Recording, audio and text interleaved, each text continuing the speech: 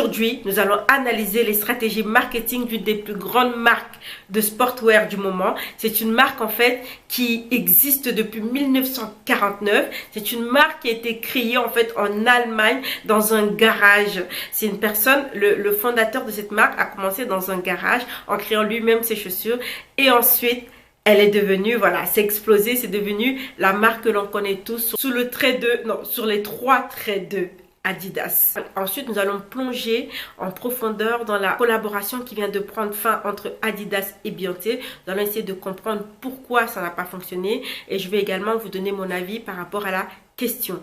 Donc, si cette vidéo vous intéresse, je vous invite à rester pour regarder la suite. Salut les Agamas, moi c'est Diana. Je suis actuellement une formation en entrepreneuriat parce que j'aimerais un jour vous proposer également ma marque de vêtements. Mais en attendant que ce beau jour n'arrive, je vous propose d'analyser avec moi toutes les stratégies marketing que mettent en place les plus grandes marques en fait de vêtements et pour pouvoir vous vendre en fait leurs produits et les rendre pérennes. Aujourd'hui, nous allons analyser les stratégies marketing d'une des plus grandes marques du moment. En fait, c'est le concurrent direct de la marque que j'ai analysée précédemment. C'est Adidas. Aujourd'hui, nous allons parler des stratégies marketing qui ont été mis en place par la marque Adidas pour pouvoir rendre leurs produits en fait incontournables et pourquoi en fait, comment ils font à chaque fois pour se renouveler, pour à chaque fois avoir un nouveau souffle de vie. Adidas est une marque qui existe depuis 1949.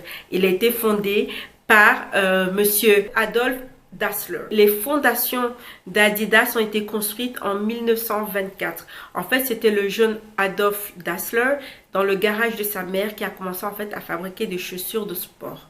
Et ensuite, au fil du temps, en 1949, il a sorti sa première chaussure. Voici les stratégies marketing utilisées par la marque Adidas pour pouvoir nous rendre accros à ses produits depuis autant d'années. Donc la première chose, c'est que Adidas est présent partout dans le milieu sportif. Il met les moyens en place pour pouvoir sponsoriser les plus grands événements sportifs tels que la Coupe de FIFA, tels que les Jeux Olympiques. Et il sponsorise également des grands joueurs sportifs tels que Lionel Messi, James Harden, Derrick Rose. Grâce à ces stratégies, la marque peut toucher non seulement l'athlète qu'il sponsorise, mais également les fans de l'athlète en fait. Donc à partir du moment où on se dit, bon voilà, cette marque-là soutient mon athlète ou mon athlète est souvent vu en public avec cette marque-là, on a envie par ricochet d'adopter également cette marque-là. Parce que voilà, on peut se dire, c'est peut-être grâce à ces produits-là qu'il arrive à faire des performances telles qu'il est fait. Une autre stratégie qu'utilise la marque, en fait, c'est les réseaux sociaux. Donc, comme je l'ai dit et je le redis à chaque fois, en fait, aujourd'hui, ta marque peut exister difficilement sans réseaux sociaux. Donc, Adidas, bien sûr, surfe sur la vague voilà, de l'utilisation des réseaux sociaux. Elle est notamment active sur Instagram, sur Facebook. Quatrièmement, la marque Adidas a également une démarche éco-responsable. En fait, ils produisent une partie de leurs vêtements à partir de matières recyclables. Grâce à ce geste éco-responsable, en fait, la marque élargit sa base de clients potentiels. Une autre grande stratégie qu'utilise la marque Adidas pour pouvoir toujours être pérenne au cœur du consommateur, c'est la stratégie des collaborations. En fait, la marque collabore avec des grands designers ainsi que des grandes stars en fait de la musique pour pouvoir créer des collections exclusives. Une des premières collaborations que la marque a effectuées, c'était avec Run DMC. Ensuite, la marque a collaboré avec des artistes comme Pharrell Williams, avec des artistes comme Yeezy, comme Kanye West et comme Beyoncé. Donc récemment, nous avons entendu que la collaboration entre Adidas et Beyoncé prenait fin. Et maintenant, on va analyser le pourquoi la collaboration avec Beyoncé prend fin après 3 ans et environ 5 collections sorties sous le nom de Ivy Park. Beyoncé, c'est une grande star de musique afro-américaine, c'est l'épouse de Jay-Z et il faut savoir que c'est une personne assez discrète sur sa vie privée. Beyoncé est connue comme une personne très ambitieuse en fait et qui est ultra méticuleuse et perfectionniste. Donc, elle va commencer une tournée dans quelques temps et cette tournée en fait les places se sont arrachées vraiment en quelques minutes dès qu'ils ont été mis en vente. Beyoncé également, c'est une horde de fans qui s'appelle en fait les Beehive. Beyoncé, il faut dire que c'était l'une des pionnières à nommer son groupe de fans, donc qui s'appelle les Beehive, donc c'est-à-dire les abeilles, c'est voilà les petites abeilles travailleuses et donc la Queen Bee, voilà c'est la reine des abeilles et eux ils s'appellent en fait les petites ouvrières, les petites abeilles ouvrières. Il faut savoir que Beyoncé c'est également plus de 300 millions de followers sur Instagram. Donc c'est une grosse communauté autour de cette star. Et Adidas, c'est environ 35 millions de followers sur Instagram. Donc le combo entre Adidas et Beyoncé était un combo qui allait toucher un gros panel de clients.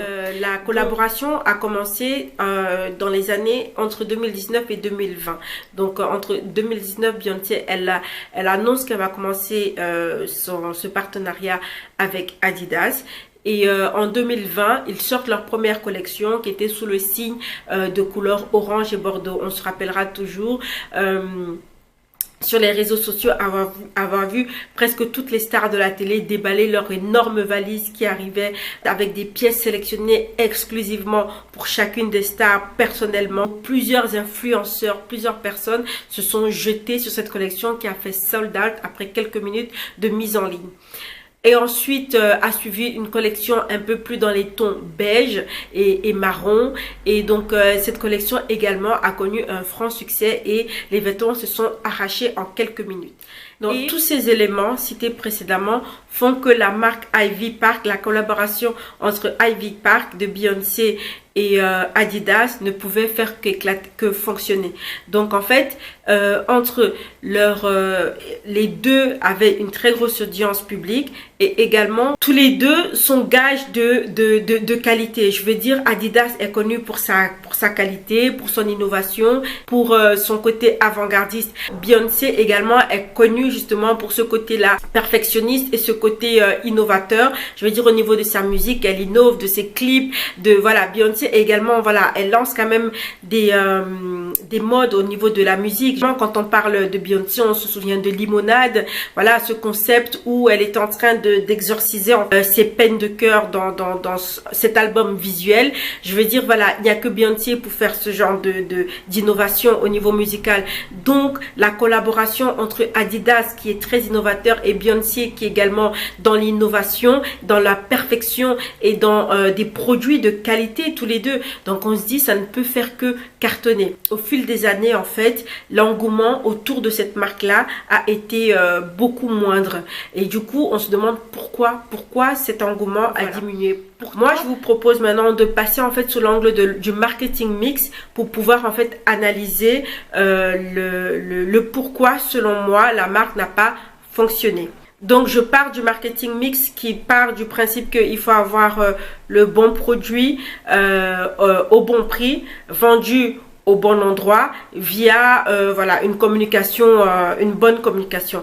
Donc, le bon produit, bon prix, bon place, bon endroit de vente, également la bonne communication autour du produit. Au niveau du produit d'abord, j'estime que le produit était peut-être trop avant-gardiste. Je m'explique. Ivy Park, en fait, c'est une marque qui s'est voulue hybride. C'est une marque qui a voulu, en fait, allier le côté fonctionnel du sport et le côté fashion de la mode. Donc, ils voulaient, en fait, un vêtement sportif, mais en même temps stylé. Donc, c'est-à-dire un vêtement de sport que tu pourrais mettre, par exemple, pour une sortie, en fait, et tout. Ou alors pour une clientèle haut de gamme, parce que, voilà, on en reviendra après au niveau du prix. Donc, c'était, en fait, un vêtement sportif qui est pérenne, qui dure sur le temps, de qualité, mais qui peut également peut-être servir à autre chose qu'à faire du sport. Au niveau du prix, voilà, on sait, les vêtements Ivy Park étaient assez chers. Plusieurs influenceuses se sont plaintes du prix exorbitant des produits que proposait en fait la marque. Justement, quand tu allies un produit que tu ne sais même déjà pas où mettre, en fait ce côté hybride là faisait que tu te dis je vais mettre un si gros prix pour un produit que je ne sais même pas à quelle occasion je vais mettre. Je pense que c'est ça aussi qui s'est passé, c'est que le prix était beaucoup trop élevé pour que les gens achètent juste pour dire je vais le garder. Ou bien quelqu'un qui n'est pas fan de Beyoncé spécialement, il va simplement aller acheter un vêtement pour faire du sport lambda. Parce que pour moi, ce genre de vêtements, c'est des vêtements que limite tu as envie de garder comme collection en te disant ça prend de la valeur. Et donc moi je pense que la première vague de personnes qui ont acheté ces produits-là, c'était dans cette optique-là de dire je garde, ça prend de la valeur et ensuite peut-être revendre parce que voilà c'est du Beyoncé, etc. Et ensuite ou alors je garde dans ma collection parce que je suis fan de la personne. Et après les autres personnes n'ont pas voulu mettre un prix parce qu'ils se disent bon voilà ouais Beyoncé je l'aime bien mais voilà j'ai pas spécialement envie de mettre un prix aussi élevé pour un produit que je ne sais même pas si je sais faire du sport avec ou je dois sortir en soirée ou voilà il n'y a pas encore c'est comme si le but que va me servir ce vêtement là je ne le connais même pas encore. Je vais juste l'acheter en me disant peut-être qu'il y aura un jour un but, une catégorie sportive dédiée aux vêtements de Beyoncé qui va être créée. À ce moment là je pourrais les mettre pour cette catégorie là, mais je pense que cette catégorie là n'a pas encore été créée, c'est-à-dire un sport où tu dois être le côté fashion aussi important au niveau de la place. En fait moi je pense qu'au niveau aussi de la place, l'endroit où il fallait vendre les produits, il y a aussi eu un problème, c'est-à-dire que peu de gens trouvaient des produits Ivy Park en magasin. Je veux dire dans le centre commercial où je vais, il y a des magasins Adidas, mais tu ne trouves pas des produits Ivy Park. C'était des produits trop difficiles à trouver. Je veux dire, même en ligne, même aujourd'hui, j'ai été revoir sur le site Adidas pour voir si je pouvais commander justement les produits Ivy Park. Impossible. Et même avant, quand j'avais essayé, ils te disent toujours, c'est sold out, mets-toi sur la liste d'attente. Tu te dis, comment un produit qui ne fonctionne pas reste H24 sold out? Ça, je ne comprends pas en fait ces stratégies-là. Je me dis, est-ce qu'ils ne voulaient pas vendre en Europe? Est-ce que c'était quoi le problème? Parce que ces produits-là, je me rappelle, quand la collection est sortie, j'étais fan de cette combinaison. Moi, je suis quelqu'un qui adore les combinaisons et cette combinaison-là qui te permettait en fait de faire le sport et également d'être... C'est un truc que tu peux sortir en boîte avec tranquillement. Et donc cette combinaison-là que je trouvais très jolie, je voulais me la procurer. Et impossible de la procurer parce que tout le temps sold out. Après à un moment donné tu oublies. Et donc voilà, donc je pense que même l'endroit où il faisait la promotion sur internet, tu ne trouves pas, dans les magasins tu ne trouves pas, donc c'est difficile d'acheter un produit que tu ne sais pas où l'acheter. Donc je pense aussi que de ce côté là, je ne sais pas ce qui s'est passé, mais il y a eu un problème aussi également là. Pour terminer, au niveau de la promotion, moi je pense qu'il y a j'ai deux hypothèses moi de ce côté là. Je pense qu'au niveau de la promotion, dans un premier temps c'était très bien fait. Il y avait Beyoncé qui montrait ses belles formes généreuses partout et tout ça, et également toutes ces grandes stars à qui elle envoyait la grosse valise, qui ouvrait cette valise là, et franchement je vais dire et ce côté là aussi pour moi c'était innovateur, ces vêtements là, la manière dont elle envoyait ce gros sac qui arrivait, ces stars. Je me rappelle de la vidéo de Hélène DeGeneres qui a ouvert, bon voilà, elle a presque je ne sais pas combien, 300 millions de followers aussi sur Instagram, elle est très suivie. Donc Beyoncé elle a vraiment envoyé ses produits à des stars pour pouvoir promouvoir. Je pense que c'était bien pour pouvoir la visibilité.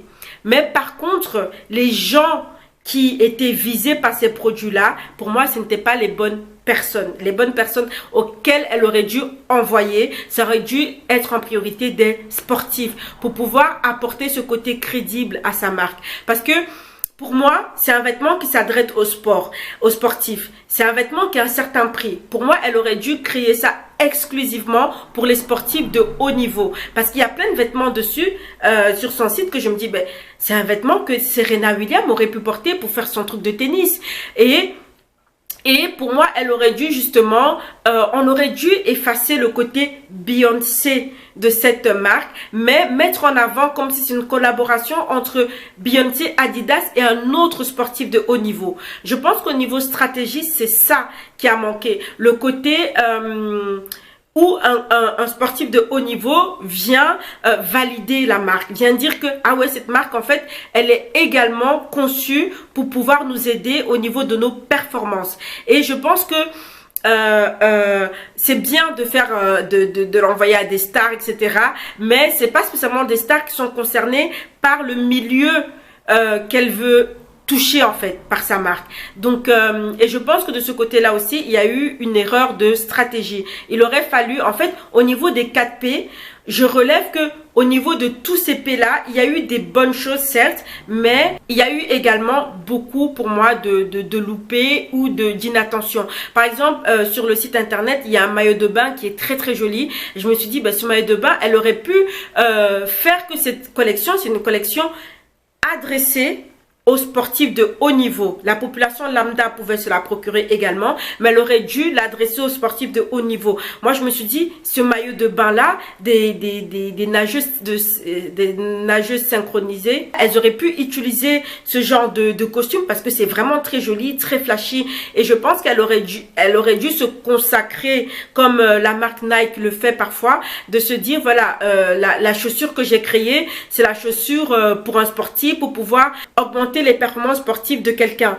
Et de faire une chorégraphie là, comme elle sait bien faire là, et de dire, ce vêtement là, t'as beau bouger dedans, il ne bouge pas, il aspire ta transpiration, il te redonne des essences de rose et tout ça, tu vois. Genre, la manière dont ils ont joué le marketing, pour moi, c'était la promotion, justement, était également erronée. Donc, ce côté pérenne aurait pu, en fait, ça aurait pu être une référence sportive, de se dire, grâce Ivy Park, c'est un vêtement qui te donne. Le storytelling était beau, voilà, ton parc, machin truc, n'abandonne pas. Les valeurs derrière lesquelles elle a voulu jouer n'étaient pas des mauvais. Mais le problème, c'est que beaucoup de gens ont reproché à Beyoncé de ne pas elle-même porter ses vêtements. Pour moi, pour valider sa marque, pour valider en fait la pérennité de sa marque, c'était le côté tout comme je veux dire Adidas, tout comme Nike. En fait, c'est le côté innovateur. Donc, j'apporte de l'innovation sur le vêtement. Ce n'est pas que le côté fashion. Pourquoi ce n'est pas que le côté fashion? C'est parce que Beyoncé, elle n'est pas une icône de la mode. Elle n'a jamais été quelqu'un, je veux dire... plusieurs personnes ne se réfèrent pas à Beyoncé pour s'habiller. Donc, elle n'a pas cette validation. Elle n'a pas cette validation dans notre mental comme quoi elle fait des tendances. Je veux dire, peut-être Adidas aurait travaillé avec Rihanna et aurait fait des vêtements spécialement sur le côté fashion. On se serait dit... Oui, parce que Rihanna, elle est connue comme fashionista, elle est connue comme lanceuse de tendance, etc. Je veux dire également... comment dire, le côté Kanye West. Kanye West, il est connu comme quelqu'un qui veut travailler dans le design depuis longtemps. Il a créé des marques de vêtements, il a essayé, voilà, je veux dire, et ces marques de vêtements là, en fait, il a une légitimité au niveau du fashion que Beyoncé, elle n'a pas de légitimité. Toutes les fois où elle a essayé de créer une marque fashion, ça n'a pas fonctionné. Donc, que ce soit en Europe ou en Amérique ou peu importe où, ça n'a pas fonctionné. Donc, à un moment donné, il faut qu'elle joue sur ses forces, qu'elle joue sur ce qui la représente vraiment. Ce qui la représente vraiment, c'est le perfectionnisme. Elle aurait dû jouer sur ce qu'elle est. En fait, le consommateur aurait trouvé une meilleure cohérence à acheter un produit Beyoncé qui joue sur la performance scénique, la performance, comment dire, parce que c'est une performeuse Beyoncé. Elle est connue pour ses talents de performeuse. C'est quelqu'un qui monte sur scène, qui transpire, qui te donne. Je veux dire, on se souvient toujours de Beyoncé quand son cheveu est resté coincé dans un ventilateur. Elle a dit « The show must go on ». Elle a continué à performer. Donc, elle est connue pour cela. Et justement, je me dis, ça aurait été bien de faire une pub en clin d'œil. Donc, par exemple, le côté Just Do It the Night, tu vois, les valeurs de dépassement de soi, de performance surhumaine. Je veux dire, Beyoncé, on se dit souvent « Ah, elle n'est pas humaine et tout ». Je me dis, elle aurait dû jouer dessus et de jouer que mon vêtement également n'est pas qu'un vêtement. Il t'accompagne en fait dans ton sport et t'aide à justement augmenter tes performances. Que faut-il retenir en général de la marque Adidas? Adidas, en fait, c'est l'innovation. Donc, si toi aussi tu veux créer une marque de vêtements, il faut penser également à être innovateur, en fait, à rajouter, à créer des valeurs ajoutées à tes produits pour ne pas juste simplement vendre un produit déjà existant.